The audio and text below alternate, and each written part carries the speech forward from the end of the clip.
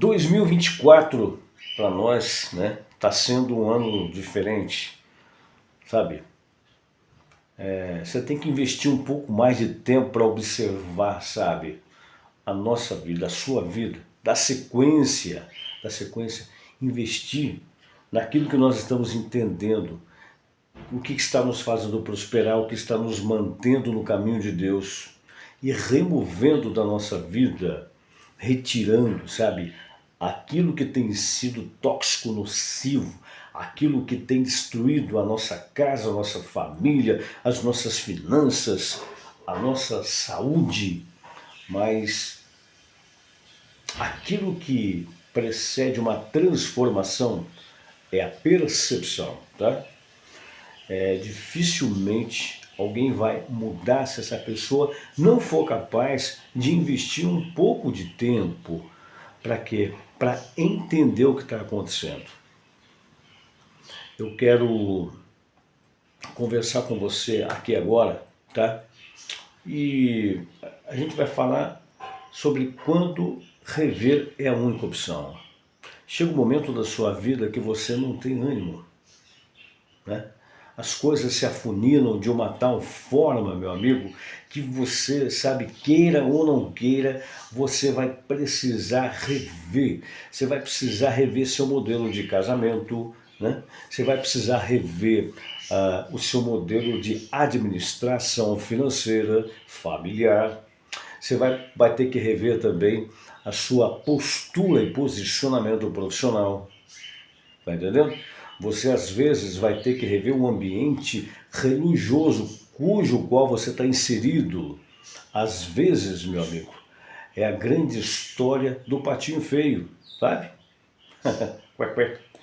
Ele nasce numa família de patos, porém ele não é um pato.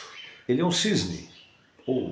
E por ser um cisne, ele é visto aos olhos dos patos. E todas as vezes que os patos olham para o cisne, ele vê o quê? Uma diferença. Ele não é como os demais. E por não ser como os demais, ele é considerado o patinho feio. Essa é a história do patinho feio. É uma história de preconceito. E enquanto ele não percebe, ele sofre. Por mais cuidado que a pata tenha com ele, por mais cuidado que ela tente oferecer, a segurança, ele sempre vai estar chorando na história. Por quê? Porque ele nunca percebeu que havia, sabe, algo diferente. E agora, né, ele se depara com alguns cisnes nadando no lago ali, né? E ele chega à conclusão que ele não é um pato. Ou seja, ele está no lugar errado. É importante você e eu entendermos o seguinte, e revermos para descobrir, será que a gente está no lugar certo, na igreja certa? Sabe, será que esse é o lugar certo que você está para caminhar? Sabe, será que as luzes daquele lugar, da igreja que você está, dos telões, será que esse lugar que eles oferecem para você cultuar causa mais confusão do que desejo de adoração a Deus? Isso não significa que você está errado, isso não significa que a igreja está errada. Significa apenas que alguém está no lugar errado. Então, nós vamos investir um pouco de tempo, tá? A gente fala com amigos, André, enquanto todo mundo está fazendo a semana aí, na virada, profetizando 2024, né? Aí você vem falar de tema chamado revisão. Meu, exatamente isso, cara, sabe? A proposta é revermos, sabe? No Novo Testamento tem um texto muito interessante, tá? E o Velho Testamento existem histórias diferentes. Lá no Evangelho de João, capítulo 15, verso de número 5, tá? Tem uma frase bem assim, clara, né? Bem clara que Jesus ele estabelece, João 15, 5, tá? Eu sou a videira, vocês são os ramos. Quem permanece em mim e eu nele, né? Esse dá muito fruto, né? Porque sem mim vocês não podem fazer nada, tá bom? Isso está lá no Evangelho de João, tá? Então assim, nós vamos falar um pouquinho desse texto, para que você possa entender. 2024 já começou. Vamos fazer uma revisão na sua vida aí? Você está precisando, né? Parece que Jesus aqui ele está usando o quê, né? De uma clareza extraordinária, né? Para conversar com seus discípulos ali. Ele está dizendo assim, eu sou a fonte, eu sou a videira. Por mais que você seja produtivo, tá? Por mais que os frutos nasçam nos galhos, é importante que você entenda o seguinte, que os galhos só estão vivos porque são alimentados, tá? Pela planta, pela videira. Então ele diz assim, eu sou a videira e vocês são apenas os ramos que conseguem produzir. Por quê? Porque estão ligados, né, em mim. Aquele que está ligado em mim, ele diz, Jesus, e eu estou nele, né? Ele diz, esse sim, ele vai se tornar muito produtivo. Mas aí Jesus termina essa frase dizendo assim, porque sem mim vocês não poderão fazer nada, nada. E parece que Jesus, ele está tentando mostrar ali, tá, que se nós queremos obter êxito, precisamos entender que para vencermos, precisamos dele. Algumas pessoas, às vezes, falam isso de uma forma um pouco confusa, porque acham que as pessoas que estão fora da igreja, elas estão aí fora de Cristo. Parece que isso, meu amigo, não é verdade. Como criaturas, nós estamos todos em Cristo. Tudo foi feito por Ele. Sem Ele, nada do que foi feito se fez. Tá? Ele é o princípio, Ele é o fim. E assim funciona. É dessa forma que funciona. Até as pessoas que você não vê, que não vai na igreja, até as pessoas que você vê prosperando aparentemente, ganhando muito com a proposta de perder a alma, essas pessoas não poderiam fazer o que fazem se não fosse Jesus. Tá? Ele é antes de tudo e ele é depois de tudo também. É importante nós entendermos isso, sabe? Quando ele diz que ninguém pode fazer nada sem ele, ele não está falando só para quem é cristão, não. Tá? É uma mensagem universal. Tá? Por isso temos o sopro de vida. Se estamos vivos, é graças a ele. Essa é a grande verdade. Então, nós vamos olhar e vamos entender, tá? Que olhar muitas vezes e temos a certeza de que Ele está conosco e muito mais simplesmente para que realizemos coisas nessa terra, tá? Mas também para que alcancemos através dele o poder da graça que nos fará, sabe, vencer o pecado e ter o direito à vida eterna. Nós sempre vamos precisar estar passando por um momento de revisão na nossa vida. Eu quero ver com você, rapidinho também, tá? A história de Josué, lá no Antigo Testamento, tá? Quando ele começa a assumir, né, a frente do governo daquele povo, presta atenção, hein? Tá? É importante para você entender o que a gente acabou de falar. Aquele povo nômade, né? Aparentemente nômade, um povo que vem conquistando a verdade, mas que tem o quê? Que tem o seu destino, Canaã. Assim que Moisés sai de cena, Josué, ele atravessa o Jordão, né? O que não era assim, apesar de ser um ato milagroso, atravessar o Jordão, eu não sei se pessoas precisariam de fato daquele milagre, tá? Quer naquela época, quer hoje, o Jordão, ele era um rio, né? Que não era muito bom para se atravessar. Eles não teriam tanta dificuldade de encontrar um ponto favorável para atravessar o Jordão. Mas nós estamos falando aqui, ó, nós não estamos falando do Mar Vermelho. O Jordão era um rio estreito, pequeno, né, grande em extensão, mas de uma margem a outra, ele nunca foi tão grande. Ele era estreito. Talvez você imagine o Jordão como o Rio Amazonas, mas não é assim. Tá? Ele é bem pequeno. Hoje, por exemplo, a grande parte dele não tem 20 metros de margem, uma margem a outra, né?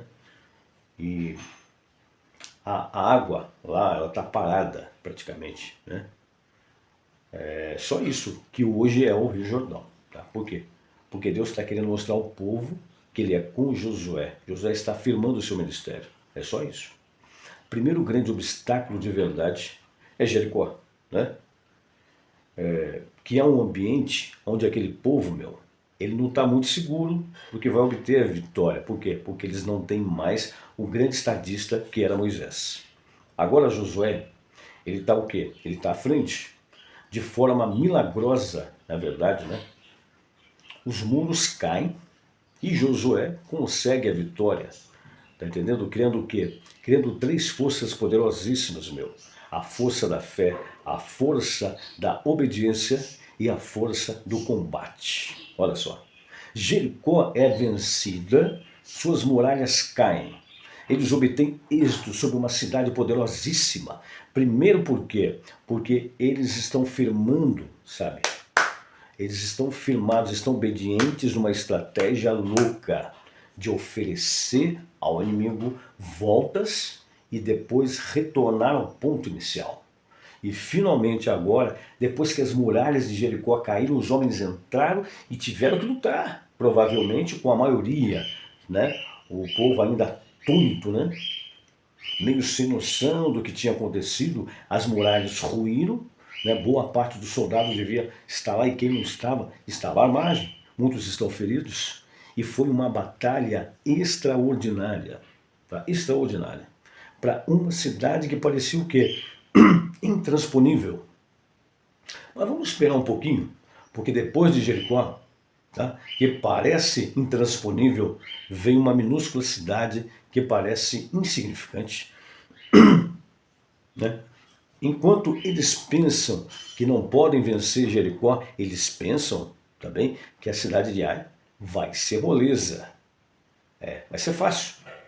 Para quem venceu Jericó, vai ser fácil aquela cidadezinha pequenininha. Se nós vencemos algo tão grande, como perderemos uma batalha para uma cidade tão pequenininha? Eu quero lembrar você, meu amigo, que cada batalha, tá, é única e traz consigo os seus desafios. Nunca menospreze as coisas pequenas, tá bom? Nunca. É assim que funciona.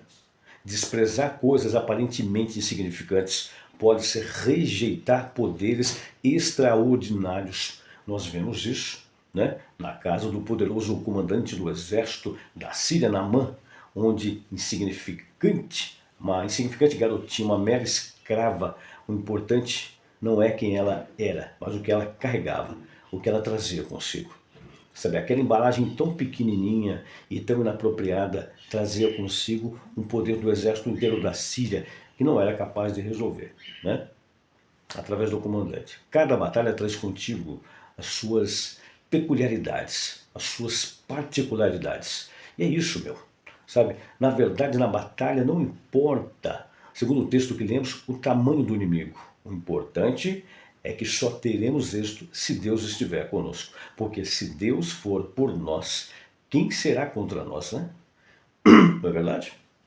Em todas as batalhas que nós enfrentamos, quer contra um câncer, quer contra uma gripe, tá? Se Deus não estiver contigo, a gripe pode se tornar uma pneumonia, e a pneumonia pode se tornar uma tuberculose.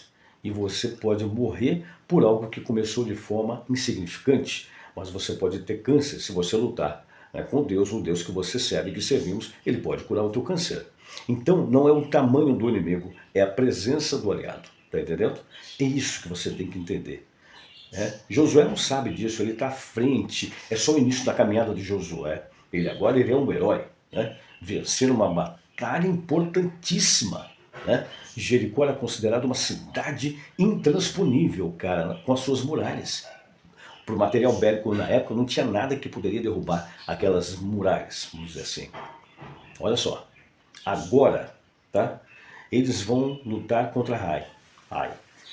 E o capítulo 7 de Josué, verso 3, tá? Eu vou ler para você aqui, Josué 7:3. Está registrado bem assim, presta bem atenção.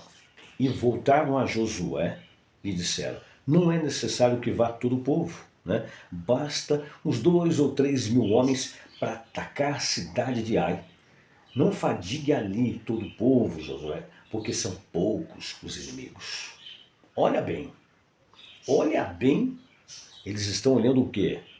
Josué manda observar a cidade, seus batedores, seus espias voltam e diz assim, é uma cidade pequena, pouca resistência, poucos homens de guerra, ah, nem leva para lá todas as tropas não, para quem venceu Jericó, aí vai ser fichinha, só 2 ou 3 mil homens são suficientes. Eles não sabem de uma coisa, cara, eles não sabem de uma coisa, o que Sansão também não sabia, tá? O que Sansão não sabia, eles não sabem que Deus ele não está mais com eles naquele momento. Eles continuam crentes do mesmo jeito. Ninguém desviou não. Está todo mundo ali. É o mesmo povo que venceu Jericó. Sabe, eles estão lá contadinhos, apontadinhos, direitinho. Aparentemente está tudo certo. Só tem uma diferença que ainda não foi tratada. Quando eles entraram em Jericó, Deus era com eles. Quando eles saíram de Jericó, Deus não era mais com eles. Mas André, eles não continuavam com fé? Claro que continuava, claro. Eles não tinham vontade de combater? Não eram soldados os mesmos que mataram os homens de Jericó? Sim, sim. Eles tinham fé e eles tinham poder de combate, tá? Eles só não tinham mais a obediência. Olha aí, a obediência. A obediência havia sido burlada, tá? Eu não sei a que nível nós podemos colocar isso, sabe, no Novo Testamento. Eu acho que precisamos o quê? Rever isso para esse ano de 2024. Até que ponto o pecado de uma pessoa pode comprometer todo o coletivo? Hein? Eu faço essa pergunta para você. Até que ponto um pastor ou um padre promíscuo pode comprometer, né, toda a direção de um rebanho? Até onde um ministro de louvor, né, um líder, alguém de relevância dentro de uma igreja pode comprometer a estrutura da igreja. Acho que vale para nós pensarmos e orarmos por isso, tá entendendo? Porque nessa história, meu amigo, o texto em que nós lemos agora, tá? Ele diz o quê? Que Ai em relação a Jericó não é nada. Não tem como não vencer, né? Mas pasme vocês. Olha o verso 4, o que diz aí? Assim apenas uns 3 mil homens do povo foram até lá, os quais fugiram, né, de diante de Ai. Verso 5. Os homens dali mataram os 36 deles, perseguiram os outros do portão da cidade até as pedreiras, e os derrotaram na descida, e o coração do povo se derreteu e se tornou como água. Presta atenção. Presta atenção nesses versículos aí. Cadê agora, né? Cadê o poder que estava em Jericó? Cadê? Cadê o poder agora da estratégia de Josué? Hein? De seus soldados? Eles não servem de... Mas perderam a batalha para uma cidadezinha pequenininha. Hein? Foram derrotados. Foram derrotados. E agora? Agora faz o quê? Né? O que as pessoas fazem? Quando o coração ele se transforma em água. Hein? Digo para você. O que as pessoas falam? O que é água? A água é aquilo que não tem sabor, não tem cor, não tem cheiro. Não é verdade?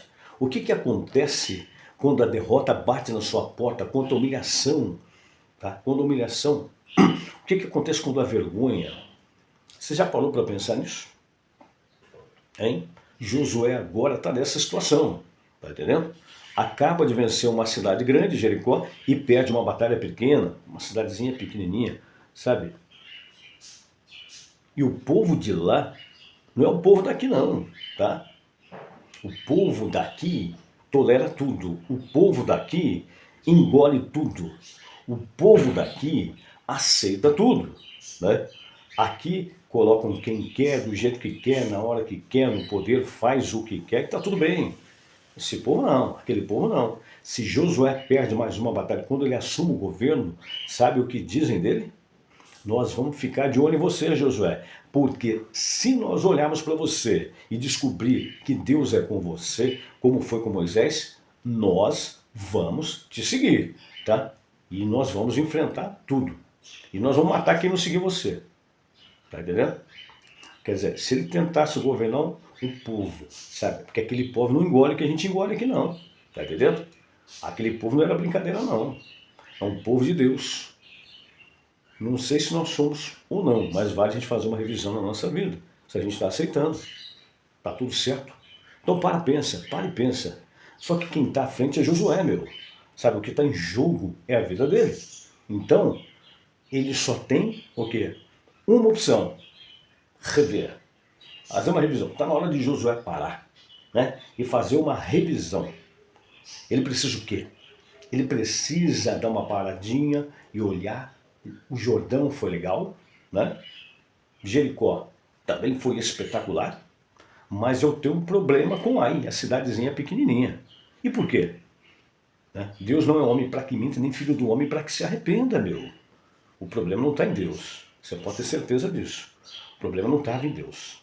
Então chegou a hora, tá, desse camarada dar uma olhada e fazer uma revisão. Né? Verso 6 está dizendo o quê? Depois você lê em casa lá.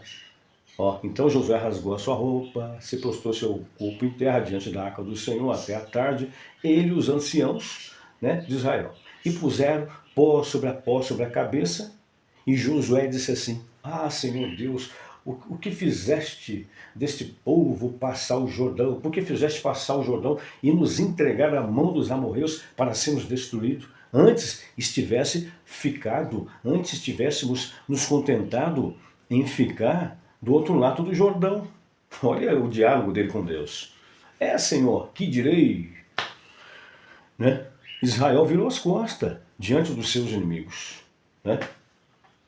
Quando os cananeus e todos os moradores da terra ouvirem isso, tá, nos cercarão e apagarão o nosso nome da face da terra. Então o que farás? Ao teu grande nome. Presta atenção. Sabe o que Josué fez? Ele parou. Ele deu uma pausa. Chamou o exército, para. O que nós vamos fazer? Nós vamos ter que fazer uma revisão, vamos ter que rever o que está acontecendo. Vamos rever por que eu tirei essa nota, né? Vamos rever por que a minha situação financeira está desse jeito. Vamos rever por que a minha intimidade com Deus não é mais a mesma.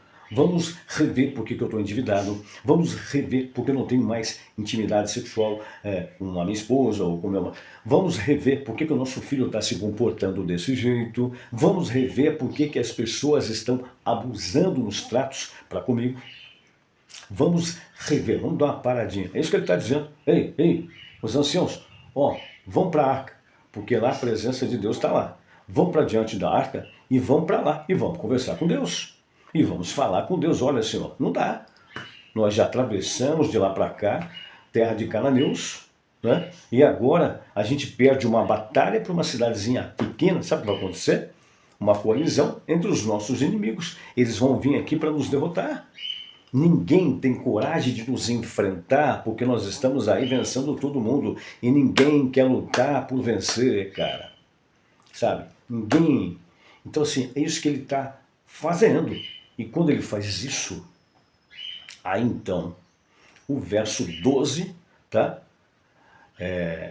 Ele praticamente vai dizer assim: agora Deus, falando com Josué depois que ele, tipo assim, que ele criou um ambiente de revisão. Ele diz assim: pelo que os filhos de Israel não puderam resistir os seus inimigos, viraram as costas diante deles, porquanto Israel se fizera condenado, já não serei convosco, se não eliminardes do vosso meio a coisa roubada. Olha aí, a coisa roubada. Levantem-se, santifique o povo e diga: santifique-se para amanhã, porque assim diz o Senhor Deus de Israel: há coisas condenadas no meio de vocês, ó Israel, vocês não poderão resistir aos seus inimigos. Presta atenção, porque ele não está dizendo o tamanho. Deus não está dizendo o tamanho, ele diz: se eu não estiver com vocês, qualquer coisa que vocês enfrentarem é maior do que vocês. Você está entendendo? Vocês não poderão resistir aos seus inimigos enquanto não eliminar no meio de vocês as coisas condenadas. Pronto. Simples. Talvez eu poderia aplicar um texto do Novo Testamento para você, né? Evangelho de João. Aquele que busca, aquele que pede, Aquele que bate, isso, ele foi para a presença de Deus para fazer uma revisão, dizer, Senhor, não tínhamos como nós perdemos esse emprego, essa batalha. Não tinha. Não tinha como, Senhor, não tinha como perder essa esposa, perder esse marido, perder o namorado, sabe? Não passar na faculdade, não tinha, Senhor. Como? Como pode? Sabe? Esses dias meus filhos tinham comportamentos idôneos e agora virou a cabeça. Eu tinha saúde, eu nunca senti nada. E de repente começa uma dor de cabeça, eu fui descobrindo coisas terríveis. Né? O casamento estava tudo andando bem, de repente o casamento virou de ponta cabeça. Eu estava no melhor momento da empresa, aí de repente o cara é mandado embora. Tá entendendo? Para e pensa. Não interessa o tamanho do inimigo, quando você vai enfrentar, sabe, não tem explicação. Já era. Sem Deus não tem explicação, já era. E Deus está dizendo para Josué, tem algo errado nesse meio aí. Enquanto você não resolver, tá? Certo? O que tem de errado nesse meio, esse negócio não vai dar certo. Você nunca mais vai vencer. Então não adianta. Você vai precisar resolver isso. Então reveja, meu amigo. Reveja a sua vida. Reveja se tem algo errado antes de você reclamar. Mas por que acabou? Por que eu fui mandado embora? Por que tudo terminou? Estava tão bem. Reveja. Reveja as coisas que você fez. Reveja as coisas que você está fazendo. Tá? Porque Deus não está no meio de coisas erradas. E assim aconteceu com Josué. Ele não venceu a cidadezinha pequena porque Deus não estava mais com eles. Ele venceu Jericó porque Deus estava com eles. Tá? Então, reflita nessa mensagem de hoje. Tá certo? Vou ficando por aqui. Um forte abraço para você. Lembre-se, esse ano de 2024 é um ano de você parar e revisar. Tá? Parar e fazer uma revisão na sua vida. Então lembre-se, o ano de 2024 é um ano para você parar e fazer uma revisão na sua vida. Tá certo? Beijo no coração. Até amanhã, se Deus quiser. E com certeza, Ele há de querer. Tchau, tchau.